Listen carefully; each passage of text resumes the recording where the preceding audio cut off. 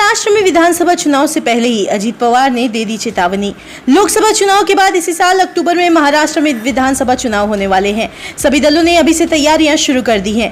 हालांकि विधानसभा चुनाव से पहले एनडीए में खटपट शुरू होने के संकेत मिलने लगे हैं और अब तो एनडीए के घटक दल एनसीपी अजीत पवार गुट ने पार्टी ने खुद भाजपा को खुली वार्निंग दे डाली है।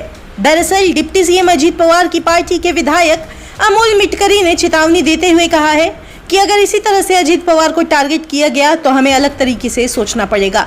उनका ये बयान ऐसे समय में आया है जब लोकसभा चुनाव में एनडीए को झटका मिलने के पीछे अजीत पवार को दोष दिया गया है। बता दें, आरएसएस के मुखपत्र में अजीत पवार के साथ बीजेपी के गठबंधन पर सवाल उठाया गया। मिटकरी ने उस पर भी आपत्ति जताई है। सूत्रों के मुताबिक मिटकरी ने कहा कि बीजेपी की मीटिंग में कुछ नेताओं ने विचार व्यक्त किया है कि अजीत पवार की वजह से उन्हें हार हुई है और यह गठबंधन का धर्म नहीं है। उस तरह किसी सहयोगी दल को टारगेट करने पर नतीजे भी उसी तरह के निकलेंगे। दिलचस्प है कि अजीत पवार के समर्थन में उनके सियासी विरोधियों ने भी बड़ा बयान दिया है। शरद पवार गुट के नेता जितेंद्र आव्हाड ने कहा कि बीजेपी अजीत पवार को बलि का बकरा बनाने की कोशिश कर रही है। उन्होंने सवाल किया कि यूपी में बीजेपी को कम वोट मिले तो क्या इसके लिए भी अजीत पवार जिम्मेदार हैं? बीजेपी को जवाब देना चाहिए। आव्हाड ने यह भी कहा कि क्या यूपी में अजीत पवार थे? उन्होंने कहा कि जिन्हें अजीत पवार ने पाला है उन्हें कम बोलना चाहिए।